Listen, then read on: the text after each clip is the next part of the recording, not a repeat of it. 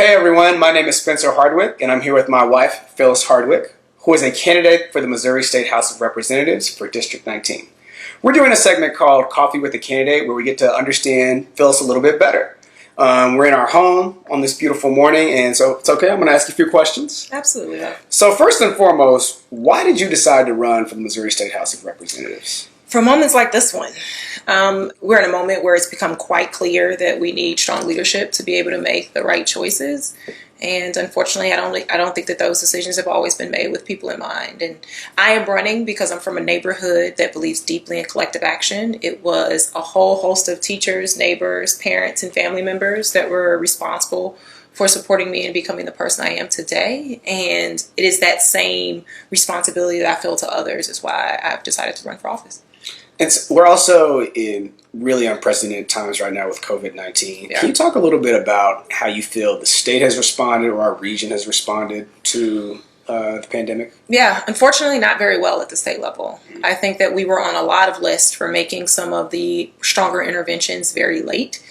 And it's far likelier than not that actually cost us lives. And so I think I'm very grateful from some of the leadership that we're seeing at the local level that is willing to make those hard decisions.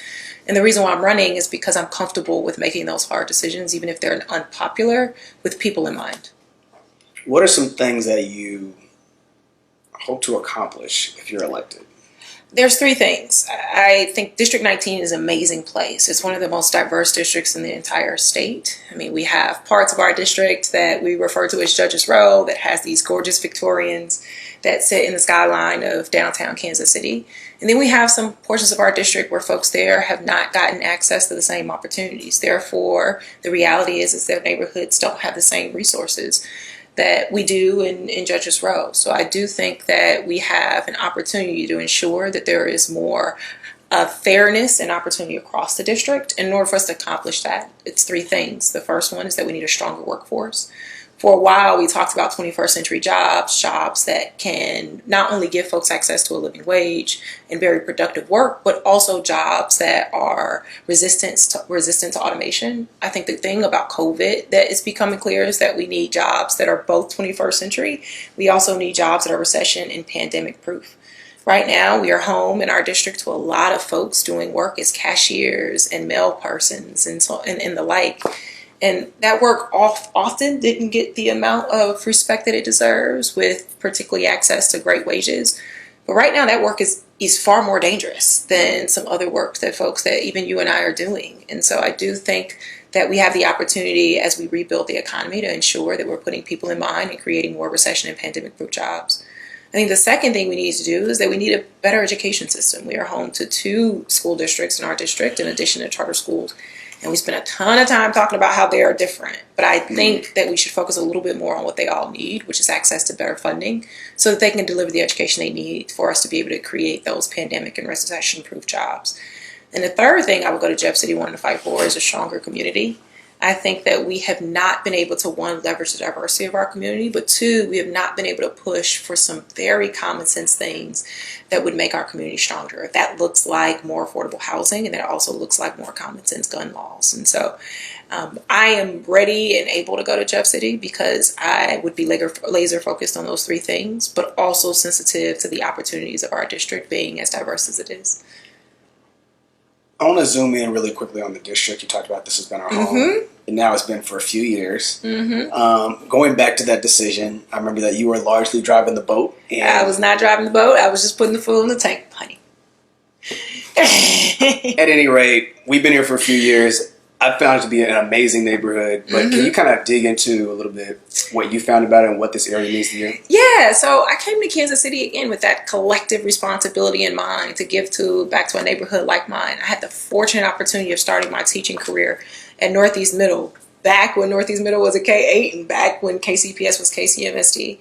And I was introduced to one of the most diverse, amazing spaces I had the opportunity to be in at that time. It is a district that has more languages spoken in it than I would put up against a lot of other districts in the state. And even though there's a lot of things that I think we could talk about that make folks different in the district, we we have far more in common than those differences. And so when I was looking for a place after meeting who became my husband and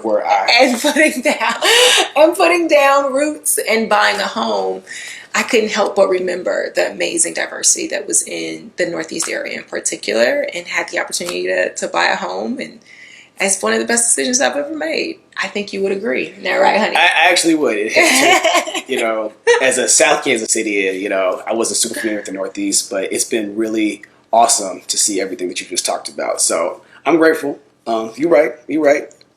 I do want to get us out on a bit of a lighter note. Obviously, COVID-19 has meant we're all practicing social distancing, stay-at-home order, but that means that we're able to explore a lot of great things on TV. What are a few things that you're watching right now? I did get through Tiger King. I did that so you don't have to. I do not recommend that one for a whole host of reasons, but we do have common language like Carl Baskin. So I do appreciate that. The thing that I would draw people's attention to, though, is The Last Dance, which is a fantastic documentary, of course, about the Bulls last season with Mike, Scotty, and Dennis.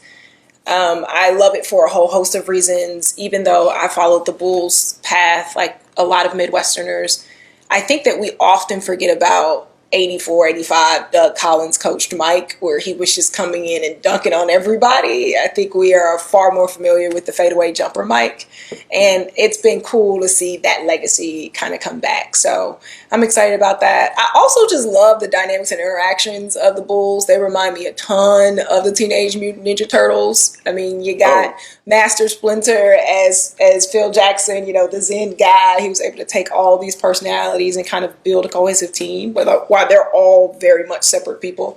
I think Michael Jordan has a lot of Leonardo in him, the thing that makes him both amazing and sometimes can be his downfall, and how he's supporting, the rest of the folks on the team.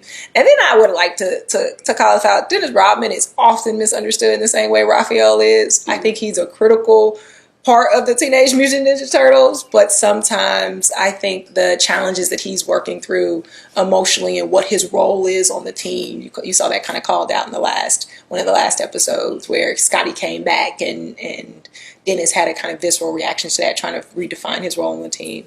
It just reminds me of the Ninja Turtles. Maybe I'll write a blog post about it at some point. Well, babe, that's quite an analogy. Speaking of multi-part series, we hope to bring you more of these to get to know the candidate a little bit better. Until then, you can jump onto our website at www.phylishardwick.com. Until then, we'll see you guys next week, and stay healthy. Bye, y'all.